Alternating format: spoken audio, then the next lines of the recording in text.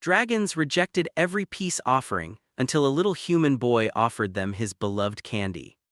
HFY Hub score 8.9 out of 10. This story sounds like something you'd read in a children's book right before bed, but don't let the title fool you, it hits way harder than that. We've got these ancient grumpy space dragons who have been stonewalling humanity for years because we keep trying to buy their friendship with tech and land. Then a little kid named Teju crashes into their territory and offers a dragon his last piece of strawberry candy. The hook here isn't the candy itself, it's the sacrifice. The dragons realize this kid is giving up literally his most precious possession just to make a sad dragon feel better. It's the ultimate pure heart moment. The vibe is incredibly wholesome and touching. It reminded me so much of that stray cat Patches I used to feed. I spent weeks trying to bribe her with expensive cat food, but the day she finally let me pet her was when I just sat there in the cold with her, shivering. It wasn't the food, it was the shared discomfort. That's what Teju does. He shares his treasure without expecting anything back. The emotional payoff when the giant elder dragon accepts the sticky, pocket-lint-covered candy is just beautiful. I legit leaned in closer to my screen, smiling like an idiot. If you need a break from grimdark wars and want a story about how empathy is the ultimate diplomatic tool, this is the one. Number 1, Accessibility Barrier, 10 out of 10. Super simple, no complex galactic politics, just angry dragons and a nice kid, very easy to follow. Number 2, Character Cred, 9 out of 10. Teju is adorable without being annoying. His looked sad so I gave him candy is perfect kid logic. The dragons are properly ancient and grumpy. Number 3, Closure Status, 10 out of 10. We get a full happy ending. Peace treaty signed, kid becomes a hero, dragons and humans are friends, no loose ends. Number 4, Dialogue Drip, 8 out of 10. The dragon elder's speech about the heart's true weight is surprisingly poetic. It elevates the story above just being cute. Number 5, Endgame Payoff, 10 out of 10. The scene where the dragon eats the candy and tastes strawberry for the first time, perfection. It's sweet in every sense of the word. Number 6, Found Family Factor, 9 out of 10. The bond between Teju and the young dragon Kureth is instant found family, best friends forever vibes.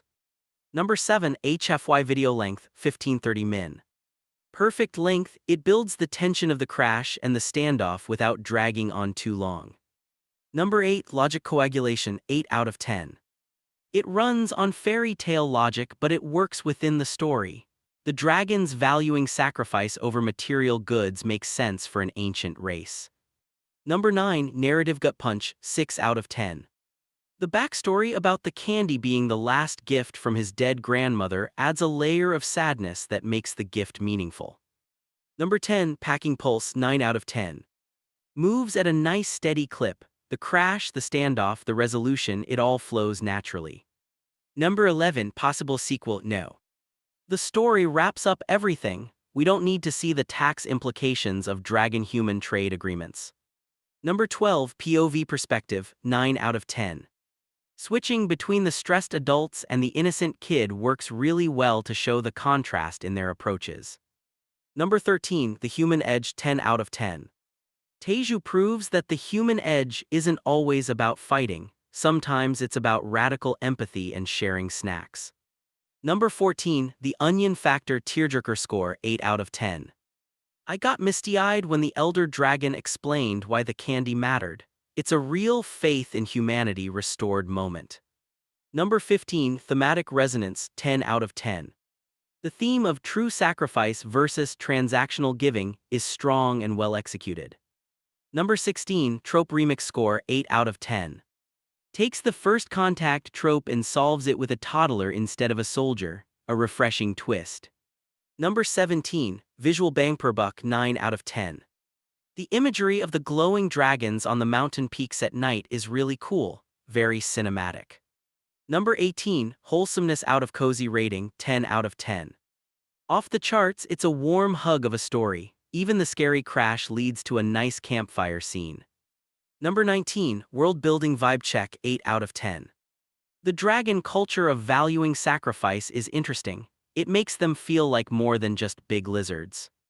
Number 20, Xenobiology Integration, 7 out of 10. The dragons are standard fantasy dragons, but their intelligence and philosophy give them a sci-fi twist. HFY Hub score 8.9 out of 10. Hope to see you at the next HFY Hub review.